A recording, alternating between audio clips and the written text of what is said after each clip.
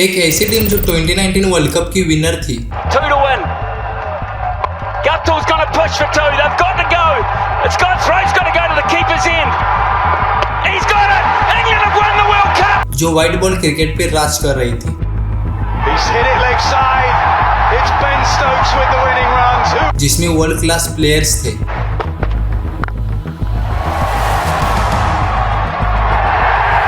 One of the most glorious and brutal T20 international hundreds you will ever have the pleasure of seeing. और फिर एकदम से ये team बिखर गई। The Ahmedabad Stadium, England are out of the World Cup. पर ये कैसे हुआ? 2023 क्रिकेट वर्ल्ड कप और 2025 चैंपियंस ट्रॉफी क्या सिर्फ एक बुरे टूर्नामेंट्स थे या इसके पीछे एक बहुत बड़ा सिस्टमेटिक फेलियर था? आज हम इसको एकदम साइंटिफिक तरीके से डिकोड करने वाले हैं। Big breakthrough from 2015 World Cup where England, well, they have been knocked out of the tournament. Well, that is the latest that we're getting in. Morgan's side has lost to Bangladesh. To the leg side. This is it. This is it. This is it. Take a bow, Ireland. What a game of cricket. England cannot believe it. I can't believe it. The Zane can't believe it. Terrific Ireland. Look at these scenes. 1975 में world cup शुरू हुआ और England ने सोचा, भाई हम तो इस गेम के माई बाप हैं, जीतना तो अपने तकदीर में है। लेकिन तकदीर ने भी सोचा तुमसे ना हो पाएगा। एक नहीं दो नहीं, पूरे 44 साल लगे ट्रॉफी को हाथ लगाने में। मतलब जब इंडिया, ऑस्ट्रेलिया और पाकिस्तान एक एक बार ट्रॉफी जीत कर चिल मार रहे थे, तब इंग्लैंड हर बार ट्रॉफी के करीब जाके thank you try again next time का बोर्ड लेके वापस आ रहा था। फिर आया 2019, इंग्लैंड वर्ल्ड कप जीत गया, पर जीता कैसे? सुपर ओवर में भी टाई करके बाउंड्री काउंट के भरोसे। मतलब इतना क्लोज फिनिश की आईसीसी भी सोचने लगा कि ट्रॉफी दे भी दे या फिर से सुपर ओवर करा ले। लेकिन चलो जीत तो गए, बट फिर क्या हुआ? बस 4 साल के अंदर वापस वही पुरानी आदतें फिर से शुरू हो गई। 2023 वर्ल्ड कप आया और डिफेंडिंग चैंपियंस का हाल देखकर बांग्लादेश भी उन्हें टिप्स देने लग गया था। नीदरलैंड से हार गए, अफगानिस्तान से मार खा ली और पूरा टूर्नामेंट ऐसे खेला जैसे बाजार में घूमने आए हो, मैच जीतने में। और ये डाउनफॉल यही नहीं रुका।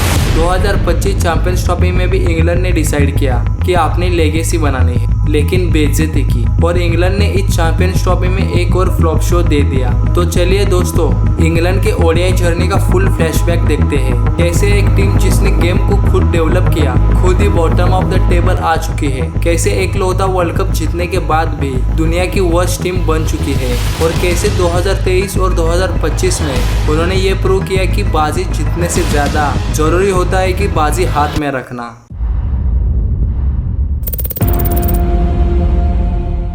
1975 में फर्स्ट वर्ल्ड कप एडिशन हुआ जो कि इंग्लैंड में होस्ट किया गया। इस टूर्नामेंट में 60 ओवर्स के मैचेस हुए, जहां इंग्लैंड ने अपने ग्रुप स्टेज मैचेस में अच्छा खेल दिखाया। इंग्लैंड ने इंडिया को 202 रन से हराया, न्यूजीलैंड को 80 रन से और ईस्ट अफ्रीका को 196 रन से हराया। लेकिन सेमीफाइनल में उनका सामना ऑस्ट्रेलिया से हुआ, जहां उन्हें सिर्फ 93 रन्स पर ऑल आउट होना पड़ा।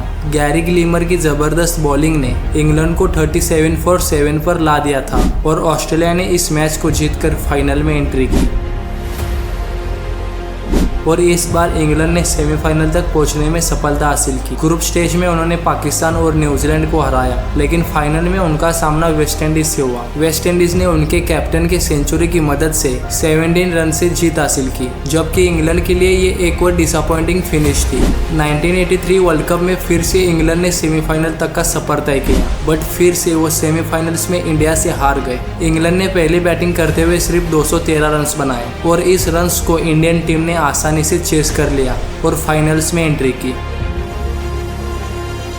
इंग्लैंड ने इस बार अपने परफॉर्मेंस को सुधारा और फाइनल तक पहुंची। सेमीफाइनल्स में उन्होंने इंडिया को हराया, लेकिन फाइनल में ऑस्ट्रेलिया के सामने उन्हें हार का सामना करना पड़ा। ग्रेहम गुश की सेंचुरी के बावजूद ऑस्ट्रेलिया ने इस मैच को जीत लिया और ऑस्ट्रेलिया पहली बार वर्ल्ड चैंपियंस बनी। 1992 का वर्ल्ड कप सबसे ज्यादा मेमोरेबल था क्योंकि इस बार टूर्नामेंट फॉर्मेट बदल गया था। इस टूर्नामेंट में पहली बार 60 ओवर्स की बजाय 50 ओवर्स के मैचेस होते थे और ये पहला वर्ल्ड कप था जहाँ पे डे नाइट मैचेस होस्ट किए गए।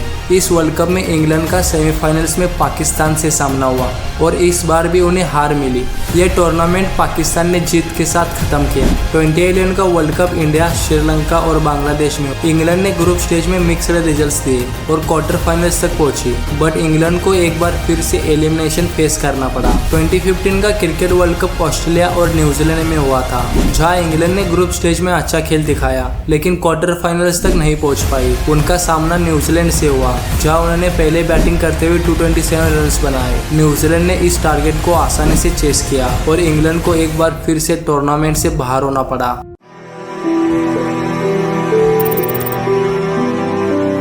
सबसे पहला और सबसे बड़ा रीजन था आउटडेटेड स्ट्रेटेजीज। इंग्लैंड का खेल एक पुरानी कहानी की तरह था। जब दूसरी टीम्स एग्रेसिव बैटिंग और इनोवेटिव फील्डिंग स्ट्रेटेजीज अपना रही थी, तब इंग्लैंड का अप्रोच था संभाल के खेलो। उनका माइंडसेट था कि अगर वो सेफ खेलते हैं तो जीत सकते हैं, लेकिन क्रिकेट में कभी कभी रिस्क लेना भी जरूरी होता है। दूसरा फैक्टर था लैक ऑफ एक्सपीरियंस और डेप्थ। इंग्लैंड की टीम में ऐसे प्लेयर्स की कमी थी जो प्रेशर सिचुएशन में परफॉर्म कर सके। एंड्रू स्टोस ने एक बार कहा था, अगर आपके पास एक्सपीरियंस नहीं है तो आप किसी भी टूर्नामेंट में अच्छा नहीं कर सकते। उनका यह ऑब्जर्वेशन बिल्कुल सही था। हर बार जब उन्हें जरूरत होती थी किसी सीनियर प्लेयर की, तब वो खुद को अकेला महसूस करते थे। तीसरा फैक्टर था उनका ट्रेडिशनल मैट्रिसेस पर ओवर रिलायंस। इंग्लैंड ने हमेशा प्लेयर्स को उनके एवरेजेस और पास्ट परफॉर्मेंस के आधार पर सिलेक्ट किया, लेकिन क्रिकेट सिर्फ नंबर्स का गेम नहीं है। आज के क्रिकेट में एडेप्टेबिलिटी और सिचुएशनल अवेयरनेस भी उतनी ही जरूरी है। जब दूसरी टीम्स प्लेयर्स को उनके एबिलिटी के हिसाब से सिलेक्ट कर रही थी, तब इंग्लैंड अब भी अपनी पुरानी स्ट्रेटेजीज को यूज कर रहा था।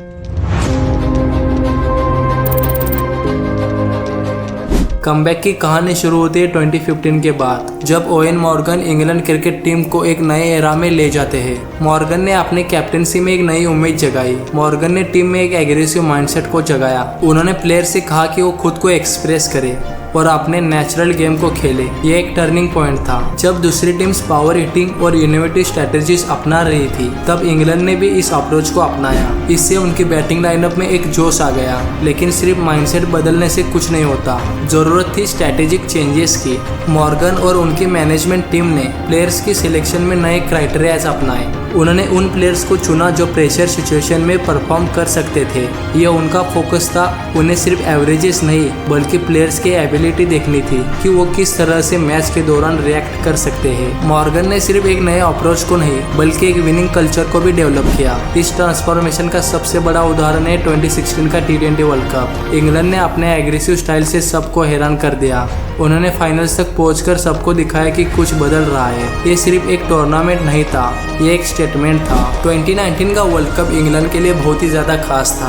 After many long years tournament उनकी होम कंडीशंस में हो रहा था, और वो भी तब जब वो दुनिया की नंबर 1 ओडीआई टीम बन चुकी थी। लेकिन प्रेशर अब भी था। हर किसी की नजर उन पे थी और उनका मकसद सिर्फ एक था, अपना पहला वर्ल्ड कप जीतना। टूर्नामेंट का फॉर्मेट राउंड रॉबिन था, मतलब सभी टीम्स एक दूसरे के साथ मैचेस खेलेंगी। इंग्लैंड अपने कॉन्फिडेंस स्टार्ट के लिए रेडी थी, लेकिन जैसे हर बड़ी कहानी में ट्विस्ट और टर्न्स होते हैं, वैसे ही इंग्लैंड के कैंपेन में भी थे। इंग्लैंड ने अपना वर्ल्ड कप कैंपेन एक धमाकेदार तरीके से शुरू किया, साउथ अफ्रीका के अगेंस्ट एक बड़ी जीत के साथ। जेसन रॉय और जॉनी बेस्टो की एक्सप्लोजिव ओपनिंग पार्टनरशिप ने उन्हें अनस्टॉपेबल बनाया, लेकिन फिर इंग्लैंड पाकिस्तान के अगेंस्ट हार गई। फिर श्रीलंका के अगेंस्ट एक अनएक्सपेक्टेड लॉस ने उनके सेमीफाइनल क्वालिफिकेशन को डाउट में ला दिया था। इंडिया के अगेंस्ट एक क्रूशियल मैच था और इस टूर्नामेंट में इंडियन टीम अनबीटेबल लग रही थी, लेकिन इंग्लैंड ने एक्स्ट्राऑर्डिनरी क्रिकेट खेलकर इंडिया को हरा दिया। वो मैच उनका टर्निंग पॉइंट बन गया। सेमीफाइनल में इंग्लैंड का सामना हुआ आर्क राइवल्स ऑस्ट्रेलिया से। यह एक ऐसा मैच है जो हर इंग्लैंड क्रिकेट फैन के दिल में है। ऑस्ट्रेलिया ने उन्हें पिछले वर्ल्ड कप्स में हमेशा डोमिनेट किया था, लेकिन ये इंग्लैंड का वक्त था। जोफ्रा आर्चर और क्रिस ओक्स की डेडली बॉलिंग ने ऑस्ट्रेलिया के टॉप ऑर्डर को हिला दिया। स्टीवन स्मिथ की फाइट के बावजूद ऑस्ट्रेलिया सिर्फ 223 रन बना पाई। इंग्लैंड के ओपनर्स जेसन रॉय और जॉनी बेस्टो ने एग्रेसिव स्टार्ट दिया और इंग्लैंड ने यह मैच आराम से जीतकर फाइनल में एंट्री की। 14 जुलाई 2019 Lord's cricket ground.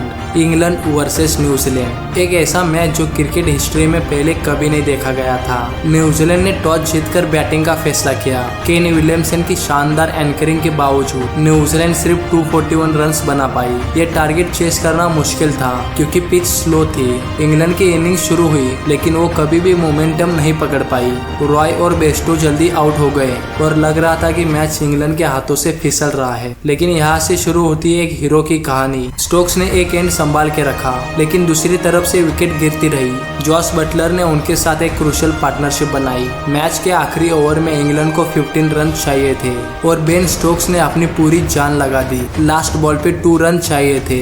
Match tie हो गया और अब सब कुछ सुपर ओवर पर डिपेंड था। You are kidding me. You are kidding me. Unbelievable. Super over में इंग्लैंड ने बैटिंग की और स्टोक्स और बटलर ने 15 रन्स बनाए। न्यूजीलैंड को 16 रन चाहिए थे जीतने के लिए। आर्चर को बॉल दी गई। लास्ट बॉल पर न्यूजीलैंड को जीतने के लिए 2 रन चाहिए थे। मार्टिन गप्टिल और जिमी नीशम ने 2 रन लेने की कोशिश की लेकिन जॉस बटलर के एक ब्रिलियंट रनआउट ने इंग्लैंड को वर्ल्ड कप का चैंपियन बना दिया। By the barest of all margins, absolute ecstasy for England. Agony for New Zealand. England ने अपना पहला वर्ल्ड कप जीत लिया था। जो सपना उन्होंने देखा था वो सच हो गया था। ये जीत सिर्फ एक टीम की नहीं थी, ये पूरे इंग्लैंड क्रिकेट सिस्टम की थी। It's all yours, Nessa. It's your cup. Unbelievable. You got to feel for New Zealand. Look at them. You just cannot believe it, but England have deserved it. It came down to one bit of fielding. Morgan की leadership की तारीफ हर तरफ हुई। Just the most amazing scene here at Lord's. Has it been matched ever in terms of drama? I can't think so. I can't. In hundreds of years of history.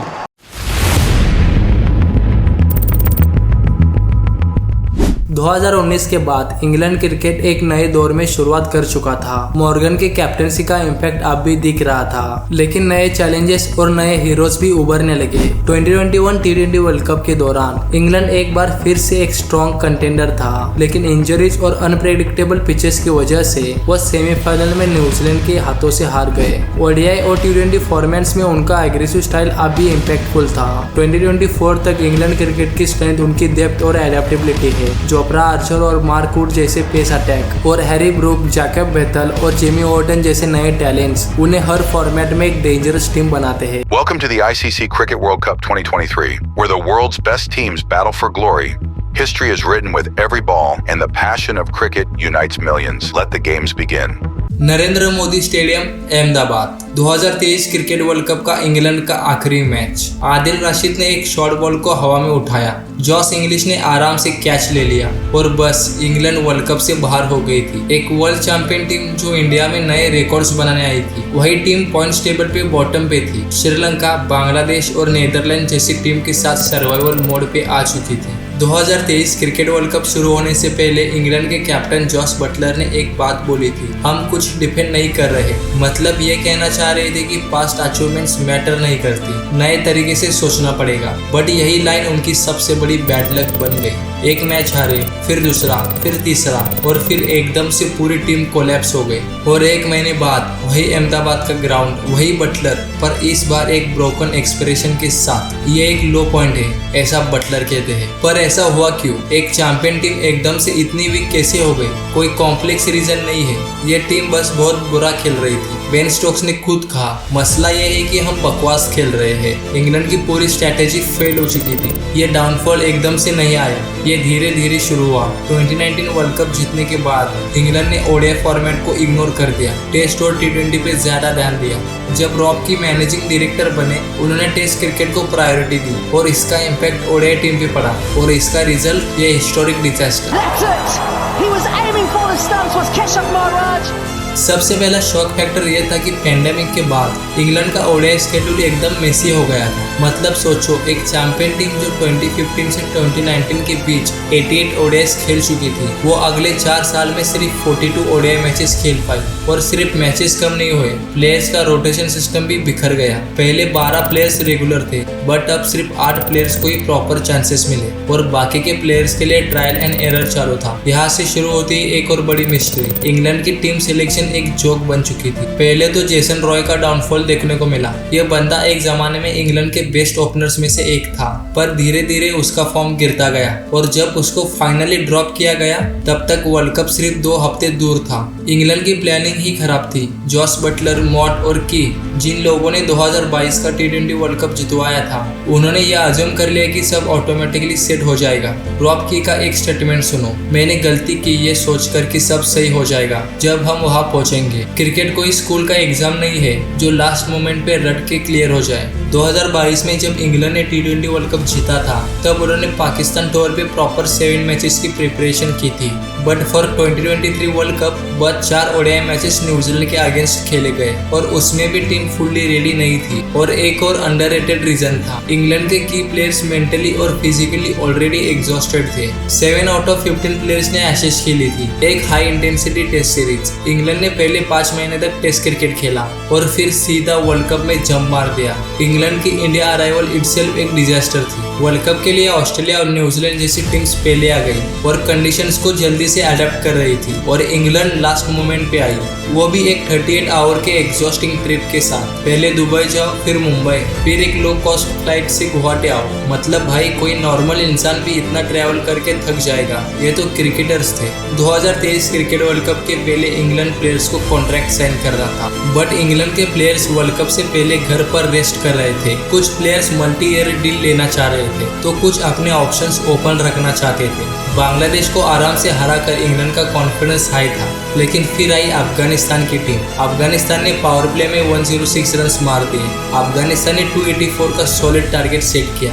अब England ने अपनी strategy India को देखकर बनाई थी। Pitch flat होगी, due आएगा, chess करना आसान होगा, पर रियलिटी में पिच स्लो और लो थी। अफगानिस्तान के स्पिनर्स ने इंग्लैंड के बैटर्स को ऐसा नचाया जैसे घुंघरू बांध दिए हो। रिजल्ट, पूरी इंग्लैंड टीम 215 पे ऑल आउट हो गई। इंग्लैंड की टीम के अंदर अलग अलग स्ट्रेटेजी चल रही थी। मॉट बोल रहे थे फर्स्ट 15 ओवर्स में एग्रेशन चाहिए, बेस्टो बोल रहे थे नहीं भाई धीरे खेलो, लास्ट में मारो। मतलब कोई एक दूसरे से कोऑर्डिनेट ही नहीं कर रहा था। और फिर आता है साउथ अफ्रीका का मैच जो इंग्लैंड के वर्ल्ड कप कैंपेन का द एंड बन गया।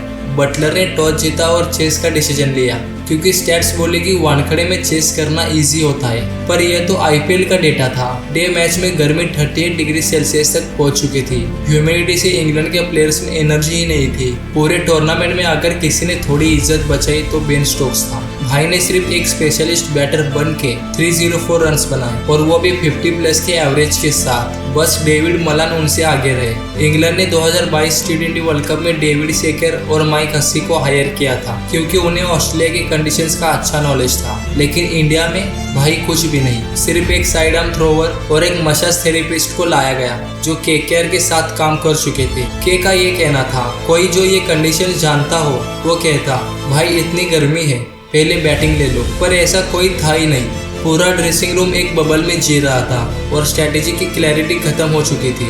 जब इंग्लैंड श्रीलंका के अगेंस्ट बेंगलुरु में पहुंचे तब तक उनका टूर्नामेंट खत्म होने की कगार पे था। 2019 में इंग्लैंड टीम एक मिशन पे थी, 2022 में लेगेसी बनानी थी, पर 2023 एक फॉर्मेलिटी लग रहा था। 2019 वर्ल्ड कप में इंग्लैंड मिडिल ओवर्स में 60 का एवरेज और 6 रन पर ओवर से खेल रहा था, लेकिन 2023 में ये नंबर्स 29 और 5.5 पे गिर गए। मतलब टीम इवॉल्व होने के बजाय पीछे चली गई। के ने इसे परफेक्ट तरीके से समराइज किया। बाकी टीम सब हमारी लेवल पे आ चुकी है, पर हम वही के वही रह गए। अहमदाबाद में ऑस्ट्रेलिया के अगेंस्ट 33 रन के डिफीट के बाद इंग्लैंड ऑफिशियली आउट हो गया। मैकेलम जो अपनी टेस्ट मैजिक को लिमिटेड ओवर्स में डालने आए थे, उनकी शुरुआत कुछ खास नहीं रही। पहले 10 मैचेस में 9 हार, और जो हंसी उन्होंने जॉस बटलर के चेहरे पे लाने का वादा किया था वो तो अब बिल्कुल ही गायब हो चुकी थी। जॉस बटलर ने ऑफिशियली व्हाइट बॉल क्रिकेट से रिटायरमेंट ले ली थी। इंग्लैंड की हार का एक और बड़ा कारण था उनका सिलेक्शन प्रोसेस। इंजरीज के वजह से उन्होंने जो रिप्लेसमेंट्स लाए वो भी क्लियर स्ट्रेटेजी के बिना थे। एक विकेट कीपर बैटर को स्पिनर के बदले लाया गया और एक लेग स्पिनर को एक पेस ऑलराउंडर की जगह। प्लेइंग 11 जो पेपर पे स्ट्रॉन्ग दिख रही थी ग्राउंड पे बिखर गई। बैट्समैन कंसिस्टेंसी नहीं दिखा पाए और बॉलर्स में वैरायटी की कमी दिखाई दी। मार्क वुड जो पहले से ही इंजर्ड थे, उनकी हालत अफगानिस्तान के मैच में और बिगड़ गई। मैकेलम और बटलर दोनों की अपने अपनी जिम्मेदारी बनती है इस फेलियर के लिए। एक तरफ मैकेलम का एग्रेसिव अप्रोच जो टेस्ट क्रिकेट में काम आया, व्हाइट बॉल क्रिकेट में फेल होता दिख रहा है। दूसरी तरफ बटलर, जो इंग्लैंड के ग्रेटेस्ट वाइट बॉल क्रिकेटर्स में से एक है, उनका कॉन्फिडेंस गिर चुका है। उन्होंने खुद कहा है कि उनको लगता है कि शायद वो प्रॉब्लम का हिस्सा है। एक और बड़ी दिक्कत यह है कि इंग्लैंड में अब 50 ओवर फॉर्मेट का उतना एक्सपोजर नहीं है। द 100 और वनडे कप के क्लैश होने की वजह से नए प्लेयर्स को लिस्टे क्रिकेट का एक्सपीरियंस नहीं मिल रहा। पहले जो प्लेयर्स काउंटी क्रिकेट में 50 ओवर खेल के सीखते थे, अब उनका एक पूरा जनरेशन बिना किसी प्रॉपर एक्सपोजर के ओडीआई टीम में आ रहा है। यह एक स्ट्रेटेजिक ब्लंडर है जो अब इंग्लैंड के रिजल्ट्स पे दिख रहा है। हैरी ब्रूक जैसे यंग टैलेंट्स भी ओडीआई में कंसिस्टेंट नहीं रहे, और जब नए प्लेयर्स को फॉर्मेट का एक्सपीरियंस ही नहीं मिलेगा तो परफॉर्मेंस एक्सपेक्ट भी नहीं कर सकते। इंग्लैंड की ओडीआई क्रिकेट का ये करंट डाउनफॉल सिर्फ एक फॉर्म डिप नहीं है, बल्कि एक बड़ा स्ट्रक्चरल प्रॉब्लम है। और अगर इस डाउनफॉल का सबसे बड़ा एग्जाम्पल ढूंढना हो तो वो है फिल सॉल्ट, एक डेंजरस T20 ओपनर जो ओडीआई में कंसिस्टेंसी दिखाने में फेल हो रहे हैं। 30 ओडीआई इनिंग्स में सिर्फ 5 बार 30+ बॉल्स खेलना, यह बस एक प्लेयर की नहीं, पूरी सिस्टम की कमी को दिखाता है। T20 क्रिकेट का ग्लोबल एक्सपांशन सिर्फ एक फॉर्मेट का राज नहीं, बल्कि ओडीआईज के डिक्लाइन का भी एक बड़ा फैक्टर है। फ्रेंचाइज लीग्स इतनी लुक्रेटिव हो चुकी है कि प्लेयर्स का प्राइमरी फोकस वही हो गया है। ECB ने भी ये मान लिया है। चैंपियंस ट्रॉफी से पहले इंग्लैंड ने 5 T20 और 3 ओडीआईज खेले। अगर खुद बोर्ड को ओडीआई की इंपॉर्टेंस नहीं है तो प्लेयर्स भी इसको सेकेंडरी ट्रीट करेंगे। ये प्रॉब्लम सिर्फ इंग्लैंड की नहीं है, मगर जो प्रॉब्लम दूसरी टीम्स ने सॉल्व की, इंग्लैंड टीम अब भी उसमें अटकी हुई है। पिछले कुछ सालों में यह पैटर्न क्लियर हो गया है कि ओडीआई मैचेस सिर्फ एक फॉर्मेलिटी बन चुके हैं। एक समय था जब इंग्लैंड के प्लेयर्स आईपीएल में ज्यादा नहीं थे। ECB ने उन्हें पूरा सीजन आईपीएल में जाने की परमिशन नहीं दी थी, जो इंग्लैंड के लिए अच्छा भी था। मगर 2018 के बाद जब प्लेयर्स आईपीएल का हिस्सा बनने लगे, तब से उनका अप्रोच ही बदल गया। आज के टाइम पे आईपीएल के लिए प्लेयर्स को ऑटोमेटिक एनओसी मिलता है, मगर कंट्री या डोमेस्टिक टूर्स के लिए उतनी प्रायोरिटी नहीं दी जाती। एक और अजीब फिनोमिनन जो देखने को मिला वो है एक मिसिंग जनरेशन। 27 से 32 ईयर्स के बीच के एक्सपीरियंस प्लेयर्स जो ओडीआई क्रिकेट में नहीं दिख रहे हैं। 2019 वर्ल्ड कप विनिंग टीम में 12 प्लेयर्स इस ग्रुप में हिस्से थे, मगर चैंपियंस ट्रॉफी में सिर्फ 7 है, जिसमें सिर्फ बेन डकेट और जोफ्रा आर्चर का ओडीआई एक्सपीरियंस वैल्यूएबल है। अगर आपसे पूछा जाए कि इंग्लैंड में कोई एक बैटर जो इनिंग्स को पेश कर सके, एक बॉलर जो तीनों फेजेस में इफेक्टिव हो, या फिर एक परफेक्ट ऑलराउंडर का नाम बताओ, तो जवाब देना मुश्किल होगा। क्योंकि जो भी नाम आएंगे, जो रूड, जोफ्रा आर्चर और बेन स्टोक्स, उनके साथ भी अनसर्टेनिटीज है। अगर आपको ये जानना है कि कैसे सिर्फ एक इवेंट ने जिम्बाब्वे क्रिकेट को बर्बाद कर दिया, तो लेफ्ट वाली वीडियो पे क्लिक करो, और अगर मेरी बेस्ट वीडियो देखना चाहते हो तो राइट वाली वीडियो पे क्लिक करो। Thanks for watching.